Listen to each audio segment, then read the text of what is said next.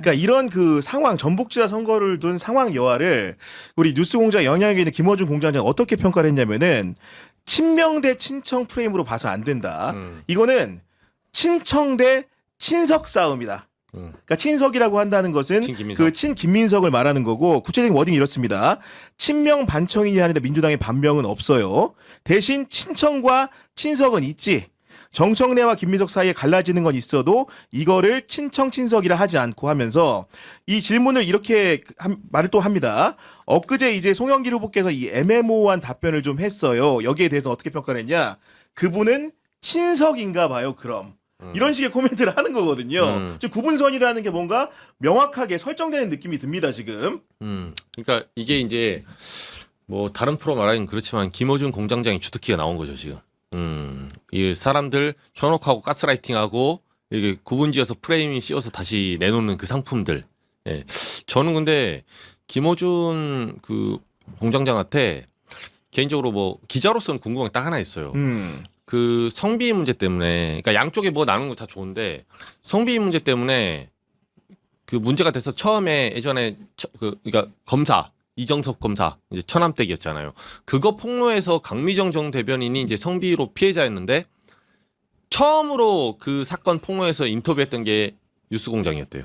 아, 그랬어요? 네, 저한테 잘 몰랐습니다. 저한테 그 말했어요. 처음으로 언론에 나와서 그 공개할 수 있는 플랫폼을 제공해 준 게 강미정 대변인에 기회를 준 게 김어준 공장장이었대요. 그 이후에 한 번도 안 부르잖아요, 지금. 왜 안 부를까요? 부르면 조국 얘기해야 되거든. 조국 혁신당의 성비 문제 얘기해야 되고, 조국 혁신당의 진짜 어떻게 보면 내부에 눈 뜨고 볼 수 없는 그런 어떤 극악무도한 짓을 폭로할 수 있거든요. 그리고 2차 가해 문제하고, 조국 대표 엊그제까지 본인은 또 토론에 나와서 그렇게 말했지만 우리 한판승부 토론 나와서 그 말한 거 그렇게 얘기했잖아요. 그 제가 기분 나빠야 되는 거 이 문제. 매불쇼 가서 오히려 그날 사람들 노래방 갔는데 노래방 간 사람 확정이 된 날에 네. 노래방 간 사람 중에 그 중에 노래방을 단순히 가서 사람들이 뭐 술병 깨고 난동 부린 것도 아니고 거기서 자기가 아끼는 당원 중에 스스로 어떤 사건이 일어났잖아요. 자기가 아끼는 당원 아닙니까 다. 근데 불미스럽지만 거기서 성추행 피해자가 발생했어요. 그러면 당대표라면 우리가 일반적으로 상식이면 아 나는 없었지만 내가 참 그 소식을 나중에 들었다. 다만 참 그 피해자에게 내가 심심한 위로를 표하고 우리 당원들이 가해자 피해자 섞여 있잖아요. 이걸 어떻게 내가 처리할지 기준 한번 세워보겠다. 그리고 2차가 없게 하겠다. 내가 다시 한번 사과드립니다. 이러면 끝날 얘기입니다. 근데 제가 기분 나빠야 되는 거 아닙니까? 오히려 왕정이에요? 그러니까 이런 식의 태도를 보이고 있는 거를 사실은 김어준 뉴스공장장은 절대 다루지 않아요. 이런 공중파에서. 근데 제가 만약에 예시를 들어볼까요? 김민석 총리나 예를 들어서 친명 쪽에 뭐 강득구 의원이나 이런 사람들이 딴 데 가서 그 발언 했잖아요. 그런 식으로 뭐 본인 관할의 총리실에서 성추행 발생했어. 근데 김민석 총리가 내가 그날 뭐 어디 국빈 면접하고 있는데 제가 기분 나빠야 되나 이 소리 했어요. 가루가 됐을 겁니다 아마. 이거 다뤄서. 근데 절대 안 다룹니다. 이런 내용들. 그러니까 강미정 전 대변인이 뉴스공장에 나갈 준비가 돼 있어요. 저한테 해준 말이거든요. 한 번도 안 부르잖아요. 그러니까 그것처럼 이미 김어준 뉴스공장은 저는 그래 봐요. 최소한 이런 프레임을 제시할 때 저도 과거에 믿은 적이 있었어. 솔직히 2016년 막 이럴 때 TBS 뉴스공장 들으면서 출근하고 버스 타고 출근하고 다니고 집 못 사고 그래 됐죠.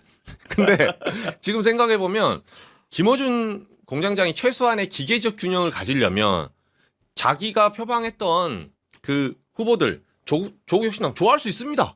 저는 그것도 앵커의 자기 능력이라 생각을 해요. 자기 뭐 정적인 판단은 다 할 수 있는 거니까요. 있죠. 편파적일 수 있어요. 근데 본인이 말하잖아요. 편파적인 거라도 과정은 공정해야 된다고. 그러면 최소한의 마이크는 줘야 되잖아요. 안 주잖아요. 매불쇼 반론권 안 주잖아요. 그러니까 이런 태도가 사실은 뭐가 겁이 납니까?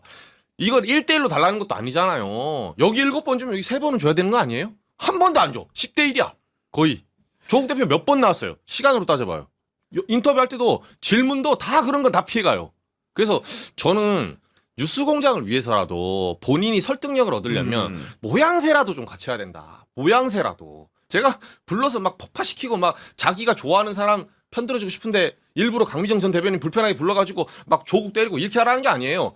외형이라도 갖춰라.